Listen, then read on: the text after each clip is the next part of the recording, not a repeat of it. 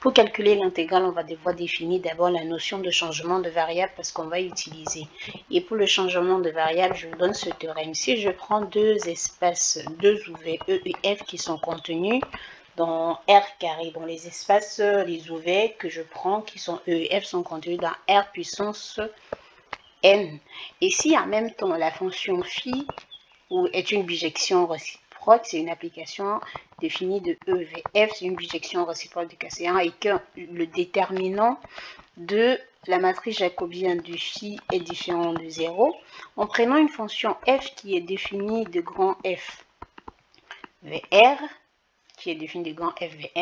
on peut avoir ceci sur le changement de variable en termes d'intégrale, dont l'intégrale double de sur grand F de x1 jusqu'à xn, parce que f est défini de là, et ceci est contenu dans R puissance n, dx1 jusqu'à dxn est tout simplement égal à l'intégrale double sur E de f de phi. Là, c'est un peu comme si on avait maintenant une composée de fonctions U1 jusqu'à UN. Là, on continue, multiplié par la valeur absolue du déterminant de la matrice jacobienne de phi, qui est bien évidemment dépendant de U1 jusqu'à UN. Et là, à côté, on va tout simplement mettre DU1 jusqu'à DU2. Donc, voilà ce qu'on peut avoir sur le changement de variable des intégrales.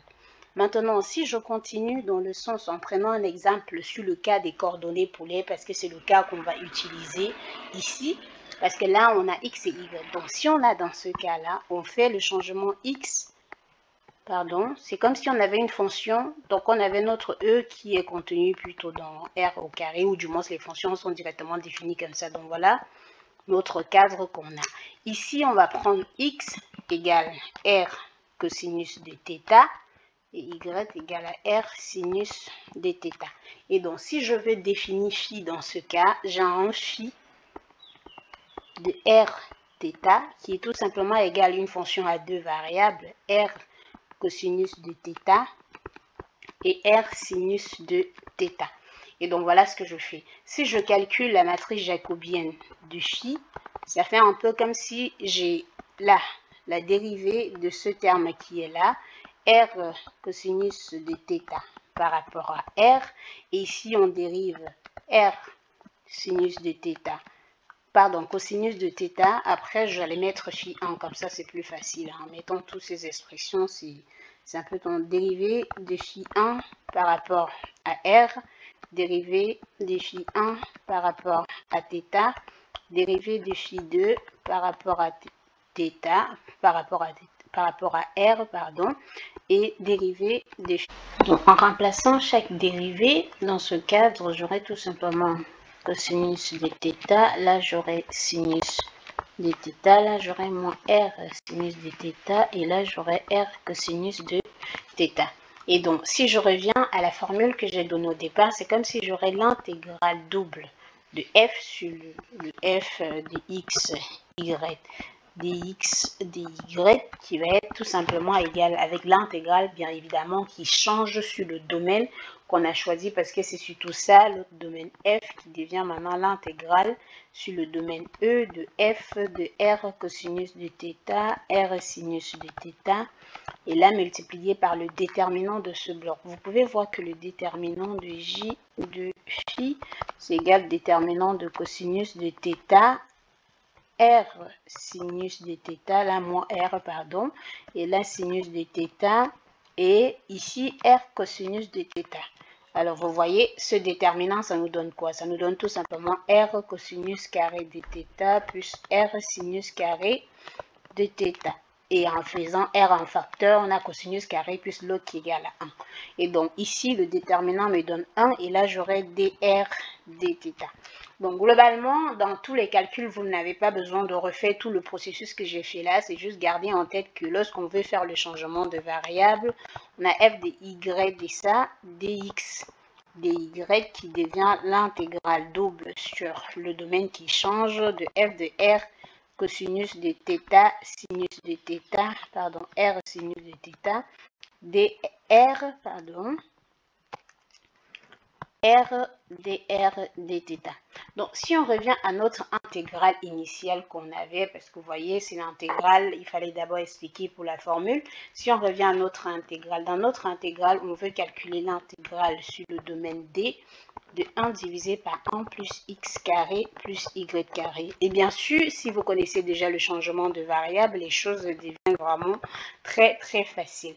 Notons qu'on a dit x égale R cosinus de θ, y égale R sinus de θ. Mais en attendant, on avait précisé que x et y variaient entre 0 et 1 dans la définition et qu'en même temps, x carré plus y carré était strictement positif et strictement inférieur ou égal à 1. C'est-à-dire que globalement, on ne doit pas déborder, donc inférieur ou égal à 1. Donc, on ne doit pas déborder 1. C'est-à-dire que pour prendre les valeurs de x et y, on ne peut pas déborder donc.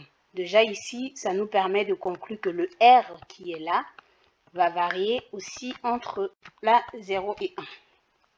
Et pour qu'on arrive à avoir le θ qui va avec, parce que vous voulez, il faut qu'on arrive à calculer le cosinus ou le sinus ne doit pas dépasser 1. Et donc, ça veut dire que θ doit tout simplement, et déjà ça ne déborde pas, c'est pas comme s'il ne faut pas que ça soit négatif, il faut que ça soit là à l'intérieur. Et pour trouver cela, il faut juste qu'on arrive à prendre θ dans l'intervalle 0 pi sur 2 pour que les valeurs de x et y respectent cette relation. Et donc, ça veut dire, pour la nouvelle façon de calculer, on aura l'intégrale qu'on avait sur d ou sur x, 1 divisé par 1 plus x carré plus y carré, dx, dy, et là on va faire le changement de variable, tenant compte sur le fait que x carré plus y carré c'est égal à r au carré cosinus carré de θ plus r au carré sinus carré de θ, ce qui est tout simplement égal à r au carré parce qu'on aura cosinus carré de θ plus sinus carré de θ qui est égal à 1. Et donc notre relation devient tout simplement là, on aura tout simplement l'intégrale sur 0 à 1 qui concerne 1, qui concerne R, l'intégrale sur 0 à pi sur 2 qui concerne θ, de dx dr, ça on le sait déjà, donc je vais mettre 1 divisé par 1 plus r au carré parce que c'est ce que ça est devenu, multiplié par le déterminant de j qu'on avait, ça fait r fois dr dθ.